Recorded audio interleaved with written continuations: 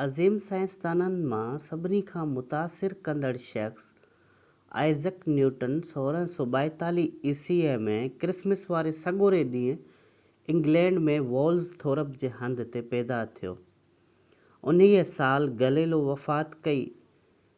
हुज़ूर सल्लल्लाहु अलैहि वसल्लम वांगुरु बि हीउ पंहिंजे पीउ जे चालाणे खां पोइ पैदा थियो। नंढपिण में ई चईकार ऐं होशियारु हो। दस्ती कम निहायत सुठे नमूने तयारु कंदो हो। न्यूटन हिकु ज़हीन ॿारड़ो हो, पर खेसि स्कूल सां का बि दिलचस्पी न हुई। जॾहिं हू नौजवान हो त माण्हुस खेसि स्कूल मां उन उमेद ते कढाए वरितो त हू हिकु सुठो हारी बणिजंदो। ख़ुशकिस्मतीअ सां हू मञींदी हुई त संदसि दिलचस्पी जो सामान कुझु ॿियो आहे।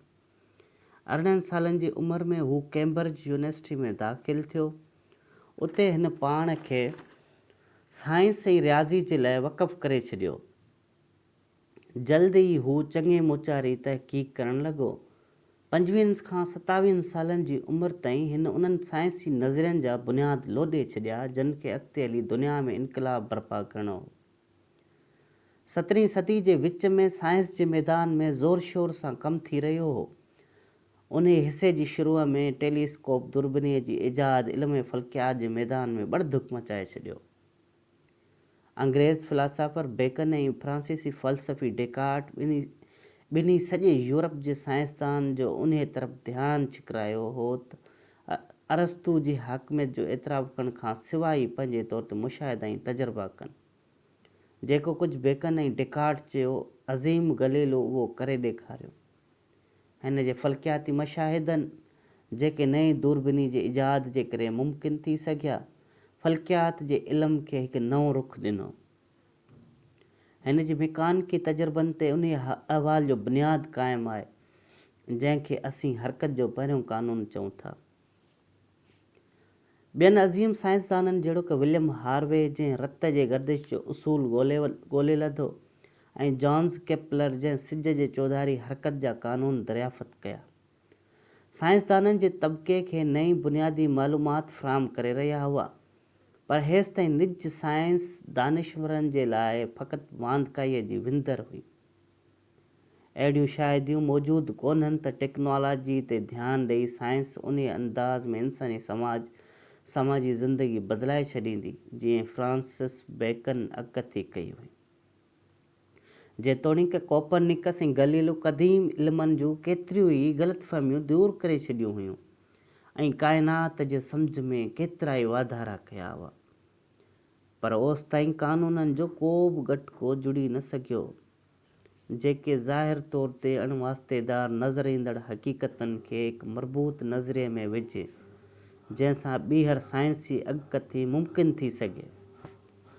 आइज़ैक न्यूटन ई उहो नज़रियो पेश कयो ऐं जदीद साइंस खे उन रुख़ तरफ़ मोड़ियो जेॾांहुं उहा अॼु बि हले पई। पंहिंजे तहक़ीक़ जी इशाअत में न्यूटन सदाईं ॿुॾतर जो शिकार रहंदो हो। जेतोणीकि हू पंहिंजे तहक़ीक़ जे ज़रिए बुनियादी नज़रियनि खे 1669 ईस्वीअ ताईं चिटो करे चुको हो, पर संदसि घणा तड़ा नज़रिया देर सां मंज़र आम ते आया। हिन जा छपजंदड़ पहिरियां छिरकाईंदड़ नज़रिया रोशनीअ जे हियत जे बारे में हुआ। मुहतात तजुर्बनि जे हिकु सिलसिले खां पोइ न्यूटन दरियाफ़त कयो हो त आम सफ़ेद रोशनी इंडलट जे सभिनी रंगनि जे गॾप आहे। हिन रोशनी जे अक्स पवण ऐं उन जी वापसी जे क़ानून जे नतीजनि जो बि मुहतात तजिज़ियो कयो। उन्हनि क़ानूननि खे अमल में आणे हिन 1668 ईस्वीअ में पहिरीं दूरबीनीअ जो नक्शो ऐं ढांचो ठाहियो। इहा ख़ासि क़िस्म जी दूरबीनी आहे जेका अॼु बि वॾनि फ़ल्कियाती मुशाहिदे गाहुनि में इस्तेमालु थींदी आहे। ॿियनि केतिरनि ई बसरी तजुर्बनि सां गॾु जेके हू करे चुको हो, हिन पंहिंजे ॻोल्हाउनि खे ब्रिटिश रॉयल सोसाइटीअ जे साम्हूं पेश कयो। उन वक़्तु हिन जी उमिरि 29 साल हुई। बसरियात में ई न्यूटन जा मोरका शायदि खेसि उन फ़हरिस्त में जॻह ॾियारण जे लाइ काफ़ी हुआ, पर इहे निज रियाज़ियात ऐं मशीनदानीअ में संदसि कामयाबियुनि जे मुक़ाबले में हीच आहिनि।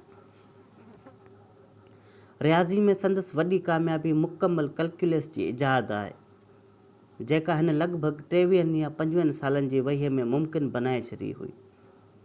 इहा जदीद रियाज़ी जी बेहद अहम इजाद न रुॻो उहो दग आहे जंहिंमां रियाज़ी जी नज़रिए जी धारा जो घणो तणो हिसो निकितो आहे, पर हिकु अहिड़ो अणटर औज़ार बि आहे जंहिंखां सवाइ जदीद साइंस जी घणी तणी कामयाबी मुमकिन ई न हुई। जेकॾहिं न्यूटन उन कैलकुलस जी इजाद खां सवाइ ॿी का इजाद न बि करे हा त बि खेसि हिन फ़हरिस्त जे इब्तिदाई हिसे में को मुक़ाम मिली सघियो थे।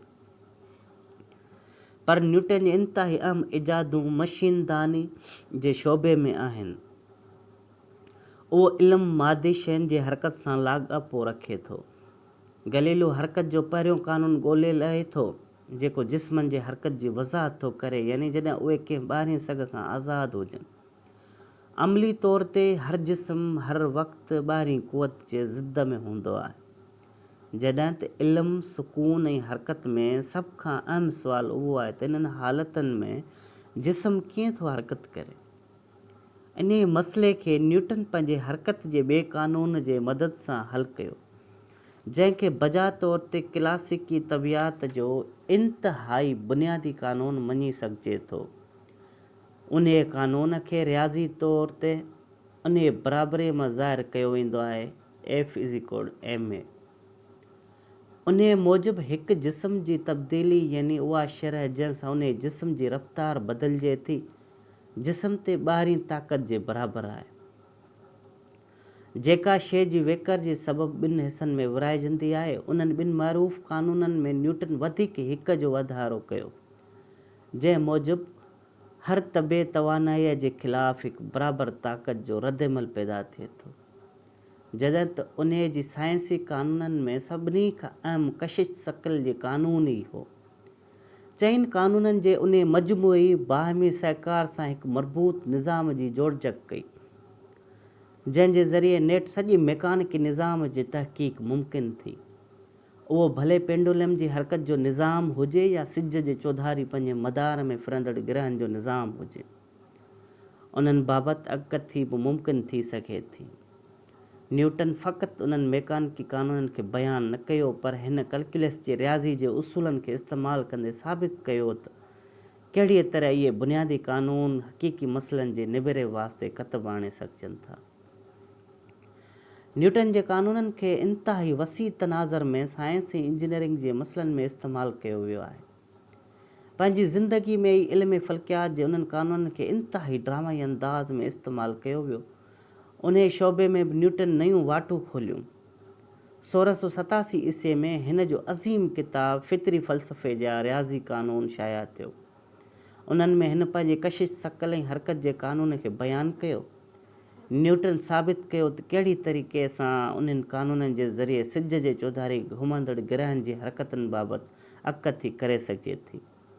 इहो हरकियाती इल्म फ़ल्कियात जो बुनियादी मसइलो आहे, यानी कहिड़ीअ तरह तारनि ग्रहनि जी सही हंधि ऐं हरकत बाबति अॻुवाट ई ॼातो वञे। न्यूटन हिक ई धक सां उन खे हल करे छॾियो। उहो ई सबबु आहे त न्यूटन खे इल्म फ़ल्कियात जे माहिरनि में बि सभिनी खां अज़ीम शख़्सियत मञियो वञे थो। उहो न्यूटन जे साइंस में अहमियत बाबति असांजो तजिज़ियो आहे। जेकॾहिं को साइंस जे इल्म जी ॾसणीअ ते नज़र दौड़ाए त खेसि जा बजा शायदि ॿियनि जी भेट में 2 या 3 न्यूटन ऐं उन्हनि जी नज़रियनि ऐं इजादनि जो हवाला नज़र ईंदा। वधीक उहो बि ज़हन नशीन रखणु खपे त ॿियनि साइंसदाननि न्यूटन बाबति पंहिंजी राय जो कहिड़ो इज़हार कयो आहे। लायंस जेको न्यूटन जो दोस्त बि कोन हो, बल्कि हिकु मामले में ॿिन्ही में सख़्तु तल्ख़ी कलामी पिणु थी। हिकु हंधि लिखे थो त दुनिया जी इब्तिदा खां वठी न्यूटन ताईं रियाज़ी जे इल्म खे नज़र में रखियो वञे त बेशक उन अकेले जो कमु घणो बहितर आहे। अज़ीम फ्रांसीसी साइंसदान लायलास लिखे थो, इंसानी नस्ल जे कंहिं बि हथरादे शइ जी भेट में न्यूटन जा कानून घणो बहितर आहिनि। लाग्रेंज अक्सर करे ज़ोर ॾेई चवंदो हो त न्यूटन हिकु अज़ीम जोहर जो मालिक आहे। अर्नेस्ट मार्क 1901 में हिकु मज़मून में लिखे थो त उन खां पोइ रियाज़ी जे इल्म में जेको बि वाधारो थियो आहे उहो न्यूटन जे कानूननि जे बुनियाद ते थींदड़ मशीनदानीअ जो माख़ूज़ रस्मी ऐं रियासी जी इर्तिक़ा आहे।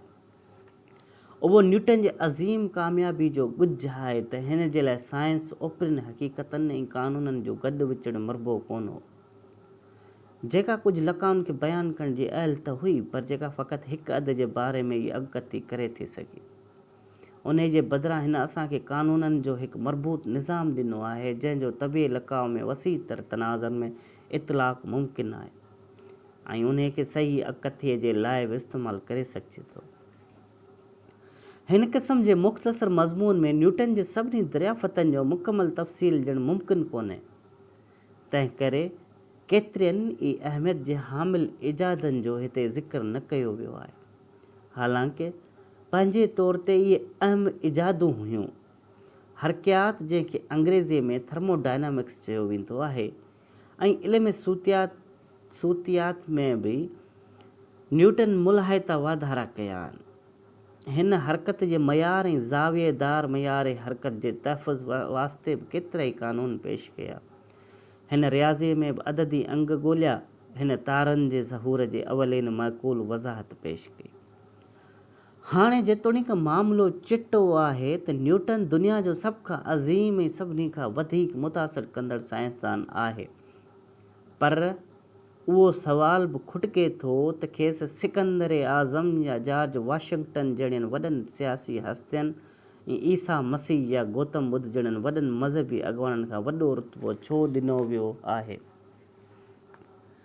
मुंहिंजे नुक़्ते नज़र हीअ आहे त जेतोणीकि सियासी हेठि मथायूं बेहद ॾुखियूं आहिनि, पर उहो चवणु बजा थींदो त सिकंदर जे चालाणे खां 500 साल पोइ माण्हू बि साॻिए हालत में ज़िंदगी गुज़ारींदा रहिया, जहिड़ी ज़िंदगी हिननि जा अबा ॾाॾा सिकंदर खां 5 सदियूं अॻु गुज़ारींदा हुआ।